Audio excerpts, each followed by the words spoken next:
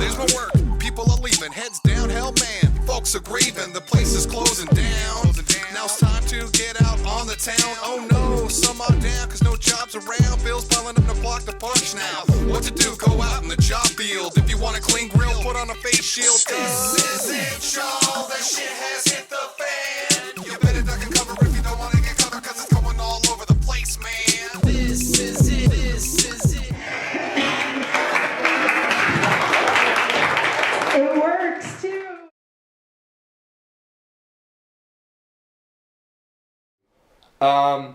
It wasn't until after I tried to kill myself. Yeah. And I had already like toyed with this idea of being a comedian and the hardest thing I've ever had to do in my life by far was to try to take care of somebody who was dying that you loved. And then I've got a new one that resulted from a conversation that I had with my mom last week on my birthday, where she apologized to me for raising me to be a crazy bitch.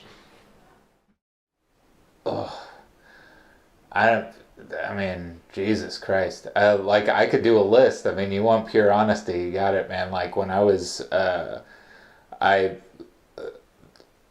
I was like molested as a kid. My dad died when I was 12. And, actually, 2 days after Christmas, my father died. It was 2 years ago this year, so.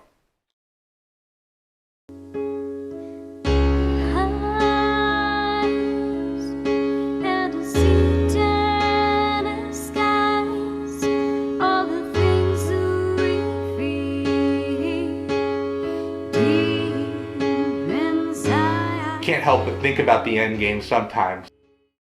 And since I started this snowball rolling that was going to end in disaster no matter what, that was the first time I started thinking about suicide. I would go to school and then I would just sit in the library and fucking read or mess around on Facebook, and it was just this weird fear of going into the classroom that I was going to fail. On the stage is a fantastic gentleman. He is the host of the podcast, I'll Have the Cheeseburger. Please give a big round of applause for Dylan Flynn. All right! Look at you all. You're all out. You're all pumped. This is going to be a fucking good show. I know it. Like, I know a lot of the comics in town. Some of the best comics in Eugene are here tonight. Being even a little bit Jewish kind of changes your cultural perspective on things, like the Holocaust, for example. I don't know how to feel about the Holocaust. Because on the one hand, it claimed the lives of 6 million of my tribe. But on the other hand, it's got the words low cost right in it. You know? But now take a good look at me. Tell me what you really see. I was married to my wife Kelly for 20 years. She was already stage 4 when they first discovered the cancer. I really didn't want to stay here. You know, I mean, she was gone and I just wanted to go with her. That's all I could think about, you know. My name's James Blaine. I'm originally from the Detroit, Michigan area where bullets are a virtue. My hometown motto is, why argue? We can shoot it out. I have a 7-year-old son, and we go to the restaurant. This nothing's funnier than life, right? We go to the restaurant a couple months ago, and we're standing in the waiting room waiting to get our food, our seat for our food. And my son, out of the blue, decides to scream at the top of his lungs, "Your ball!" I'm just like, dude. You know, we're in a restaurant, man. You know, I'm trying to calm the kid down. And, you know, as I'm calming him down, he screams again, "Your ball!" He couldn't have yelled like, "You're awesome!" No. He decides to yell, "Your ball!" And I'm like, dude, you know, there's people waiting here. There's a hot chick over there who's going to blow off dinner and do me. No, not really. But anyways, don't do that. And, you know, I want to beat the kid, but I can't because one more parole violation and I'm tossing salad with Juan in the big house again. I don't want to do that. So I don't know what to do. You know, I'm kind of just flustered. I figured I'll try one more time. I'm like, dude, just be quiet. Don't say, "You're like, dude, no, I'm not. You are. He's like, no, I'm not. I'm like, yeah, you are around your pee-pee. He's like, you're awesome. I'm like, that's right. That's right. We are communicating. I like that. They say time can heal all, but He anally raped me. He forcefully sodomized me. And I was crying and saying, you know, please stop. Not loud enough for the people in the house to hear. Isn't it funny the way the brain works? I didn't want to get him in trouble. Wow. I was very young and I had no way to process what had happened, and I looked to him for some sort of understanding. I wanted him to make sense of it after it happened, and that was basically his way of breaking up with me. I didn't enjoy a lot of things after that. I recently moved in with a guy. Yeah, big life change for me. Well, not too much. We're both real busy.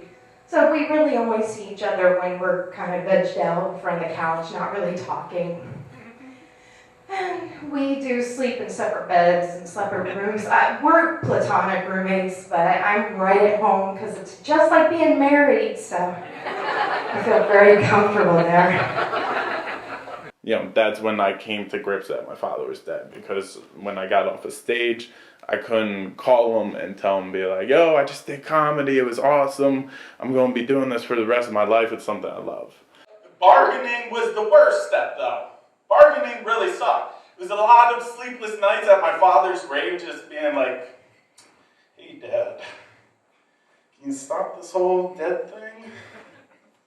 You're like always dead now. It's really not that sad. What was really sad was the game of catch I tried to have there. You throw the baseball that just hits the grave and like hits the ground. I was molested as a kid from the ages of 3 to 5 by one person. Like that. I had one babysitter that used to let me stay up late if I would fuck her. And I liked staying up late, and I didn't like fucking her at all, but I did because it just seemed like what you do. But yeah, so like I had a lot of really fucked up, unhealthy concepts of what sexuality was. The worst thing that I have to do after a blackout is I have to go to my computer and figure out what kind of shit I got into the night before. And I did that the other night. I go to my computer and I'm closing like 45 windows because I'm just at that age where I don't know how tabs work. So closing all these windows. And finally I get to the last window, which was the first window that I opened the night before. And it was the homepage for the KKK's website. I was like, how the fuck did I get there? The only thing I can think is like I have some Jewish in my blood, and I think that maybe it was my turn to like keep an eye on those guys. Like that, I think that there's a list, there's a rotation, and we all. He is a leading sportsman in the field of slacklining. I don't want pity. It doesn't help me at all. But that still leaves the question, you know, what do you do with all that grief? What do you do with that 1,000-pound weight on your head?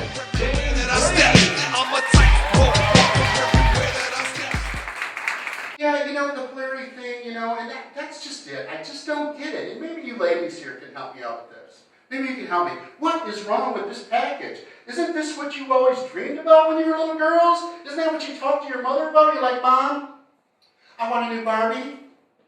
I want a new pony. And when I get older, I want to marry a bald, unemployed comic. Your mother would have been like, you go, girl. You go. You find a bald, unemployed comic, you better snap him up. It's hard to find that kind of lack of ambition out there. Counseling didn't help me that much. Pretty much what came into my mind was, you know, I can't sit around here being depressed. I have to laugh. I have to laugh. So when I go up on that stage, you know, make no mistake about it, I don't just want that laugh. You know, I'm desperate. I'm desperate for that laugh. I've got to have that laugh. When I was a teenager, I did a lot of drugs and had a lot of promiscuous sex. And now, do you think those two things correlate with what happened, that event? Oh, sure. Psychologically, I remember thinking, I'm a dirty whore anyway. I'm already used up. I might as well just give into it, basically. I was looking for love in all the wrong places. Typical, right? All right. Ladies and gentlemen, next to me to come to the stage comes all the way from Eugene, so give her a big round of applause for Sarah White. How's everyone doing tonight? Everybody drunk? No. Not yet? Oh shit. I have to be funny and pretty. It's a lot of pressure. Appreciate it. You guys need to buy some more drinks. Right now. No. You seem like a pretty good crowd, but I'm not a very good judge of character. I met my last boyfriend having a threesome with another guy.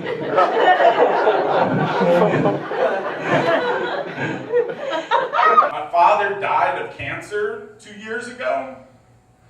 So I've been dealing with that. I've been going through the 5 stages of grief. That's been fun. I've been going, like, they don't tell you that the stages of grief, I tried to plan mine out. I was like, well, I'll be angry here. Maybe some denial there.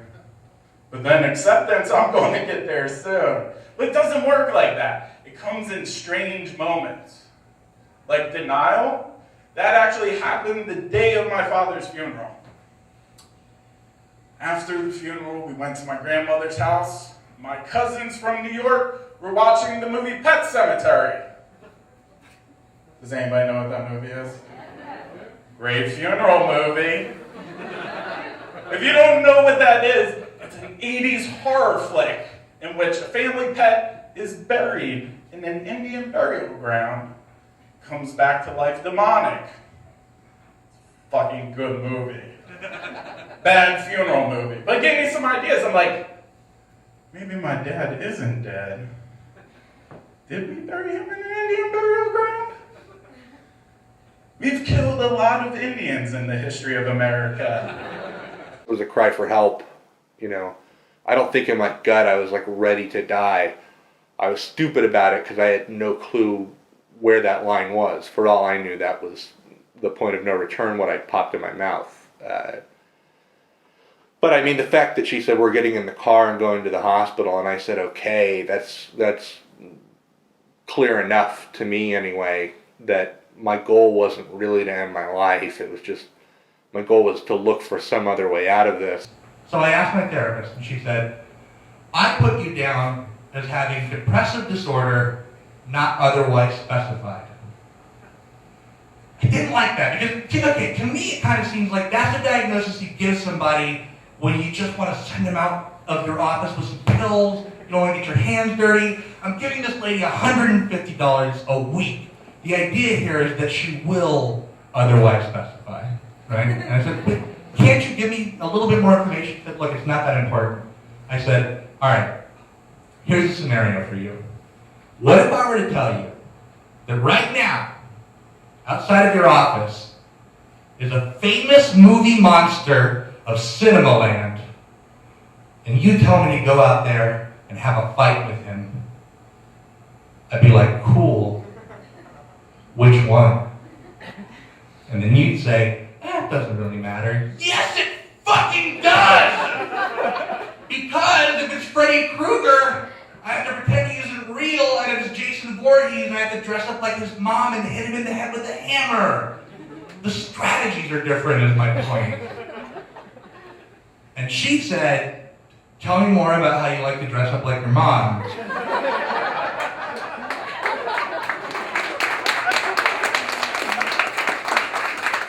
And I said, it makes me feel sexy and in control. Like, what do you want to know? And she said, great news. I'm ready to otherwise specify now. Thank you guys so much. I'm Dylan Flynn.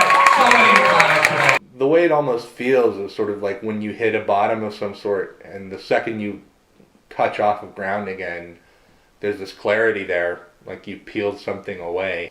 Like the Claritin commercial where they pull the corner off and all the haze goes away.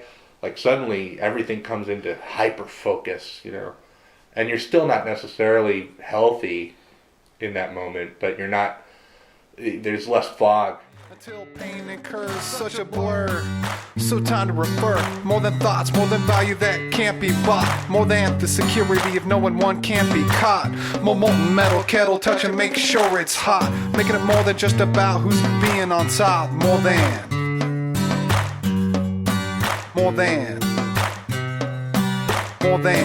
Magbas. Word. Why don't you give them what they're looking for? Magbas. Yo. Why don't you show them the way?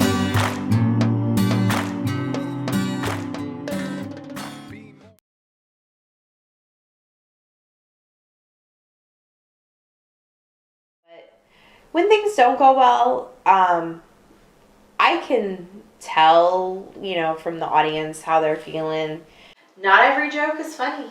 Most of my jokes aren't. I'm learning which ones are funny and how to write funny stuff, but I'm still figuring my process out. I'm still finding my voice, and I think that's something that's going to continue. It's fun when it bombs just because, like, the hair, like, goes up, you know, you're like all the hair on your arms standing up, and it's terrifying, but it's amazing. The reason why I quit drinking, a lot of people think that like it was like a Lifetime movie or some shit. That like I figured out something about my life. That's not the case. It was more of a fiscal decision than anything else. It's like if I keep drinking, I'm gonna end up homeless on the streets sucking dick for McDonald's dollar menu meals. Quitting drinking didn't prevent that from happening, though. It was just an idea, and I went up on stage, and I kind of got turned around in the middle of the idea, and it came out to me blaming women for complaining about getting date raped, which was fucking horrendous. The whole place went quiet. Like, I had them, they were loving it, and then just went quiet and dead. My bombing is more like a cluster bomb. You know, it's kind of like, it has a little wider effect than most comedians who bomb. So, I'm sure you're all wondering how James Blame is feeling tonight. Thanks for asking. Yeah. Oh, yeah. I'm feeling good, baby. Oh, yeah, like a meth head that just found Grandma's cough syrup. Oh, yeah. Feeling good. Good. Like Newt Gingrich at a swingers convention. That's how good I'm feeling. Oh, yeah. You know, I mean, this is the first time I'm on stage, and I go up and tell my first joke, and you could hear tumbleweeds. You know, there's that moment of, man, that joke you just told sucked big time. Now what are you going to do? So I just said, you know, that joke went better in the mirror this morning. The audience kind of chuckled at that, you know. So I think every comic that goes up on stage, certainly bombing is part of killing it. It's just a part of stand-up comedy. There's no getting around it. One of the things that I work on is, yeah, it kind of sucks. You know, you really want your jokes to go over well.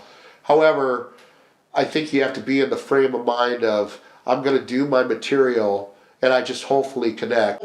I had a little work done to my body recently. I'm sure you've all noticed. I've added a chin and had some hair removed. I got that worn tennis ball Dr. Phil look going on. It's all the rage right now. Oh, yeah. Oh, yeah. I am a chick magnet, ladies. I am single. And you might only have another decade to get some of this, so you might want to hurry for that. That's right. I just had this idea, and I wrote this extra, you know, whole portion of the joke, and then I ended it on what I thought was a brilliant punchline. Not one fucking audience. I mean, like, I'd get chuckles on that punchline. Someone told me at a bar that the KKK put on the homepage of their website, and you can go there, this is a real thing, they disconnected themselves from the Westboro Baptist Church because they apparently repudiate the beliefs of the Westboro Baptist Church. And my only question is, who the fuck do we root for in that fight? That's a fight that I want to see. Like, I want to see the KKK and the Westboro Baptist Church line up in a field like Civil War style and fucking kill each other, but I don't know whose team I'm on. It's kind of like the pot calling the kettle white, isn't it? Like, there's almost no sadder expression of art than a comedian bombing.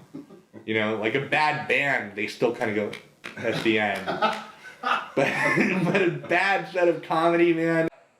You're not Jewish, but are you at least familiar with the concept of the bar mitzvah?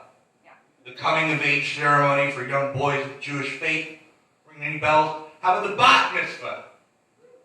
Bat mitzvah is the same thing for girls, not that hard. A couple weeks ago, I went to my first ever Benai mitzvah. Now, I never heard of this before, but it's a specialized ceremony for Jewish twins who come of age. Yeah, really interesting. So I went home, I got on Wikipedia, looked it up. Turned out there's another specialized ceremony for conjoined twins of the Jewish faith. You know what they call that? A freak party.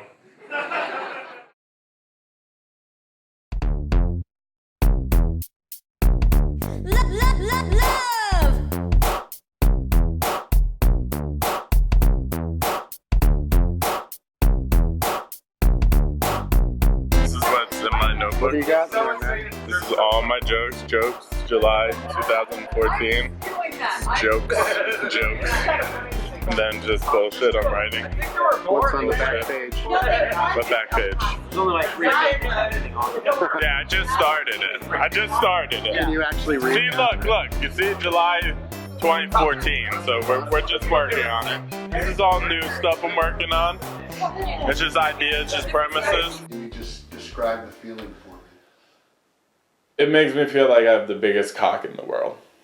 Like, it really does. Like, it's because you're pulling some type of emotion out of them. You're pulling something, like, I mean, I've always loved making people laugh, and when you're on stage and you get, like, applause break, you get people just, laughing, like, hard laughing, not just like, but, like, really laughing. There's nothing like it in the world. It just makes you feel so amazing. It's like, wow, I made something good happen. I made somebody laugh. Like, it definitely makes you feel like you're on top of the fucking world. Guys, I'm so happy. I'm really, really happy. I got a girlfriend. Thanks. I don't know if you guys saw it on Facebook or not. I didn't know if we were in a relationship. She's like, are we in a relationship? I was like, I don't know. I haven't gotten the Facebook request yet. Are you poking other men behind my back? That's like what it'll become. Facebook will be the whole thing. You won't even have dudes proposing anymore. You'll just have them sending like a Facebook request to get engaged. There'll be like unwanted pregnancy requests. Hit like if you want to keep it. If not, you can like comment with a cute emoji of a clothes hanger or something. That'd be awesome.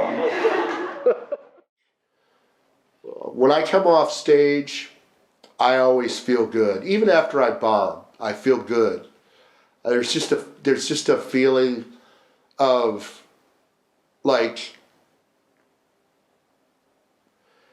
I know it's just words, but it feels like you've accomplished something. And for that moment, and actually during my whole set, those problems go away. I don't feel any pain. I don't feel any depression at all. So I've been dating lately, and it's changed, man. It's changed a lot. You get all these weird questions, like, what's your sex style? I'm just like, what? What's my sex style? Baby, my sex style is just like the movies. Fast and Furious, gone in 60 seconds. That's right.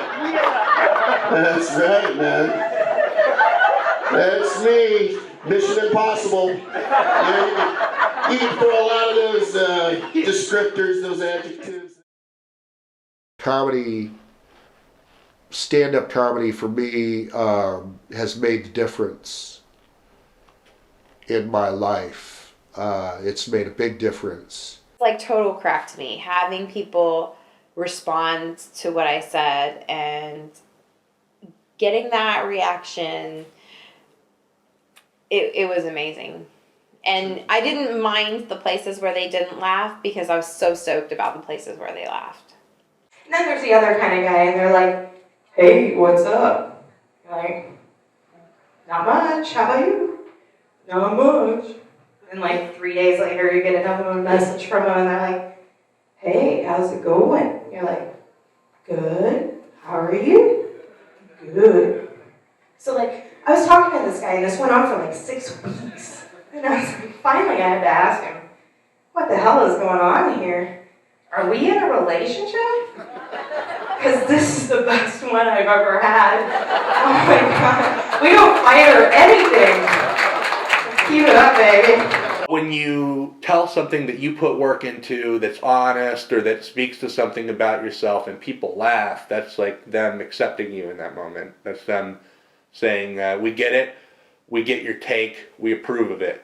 And that's empowering. You know, it's a frivolous thing, art, in a certain sense, because it doesn't feed anybody who, it doesn't clear up any pollution. It doesn't, the world continues to spin undeterred, no matter how good your dick joke is. I did decide that it was time to bring back a piece of my childhood known as the cootie catcher. If you don't know what a cootie catcher is by name, by the way, do we all remember a time, gentlemen of the audience, when we believed in cooties? Like we thought there was something that all girls have and just being around them would give it to us? Turned out we were right, it's called HPV. Okay. I'm just now starting to tackle some of my mental issues in my comedy, which is, incredibly empowering.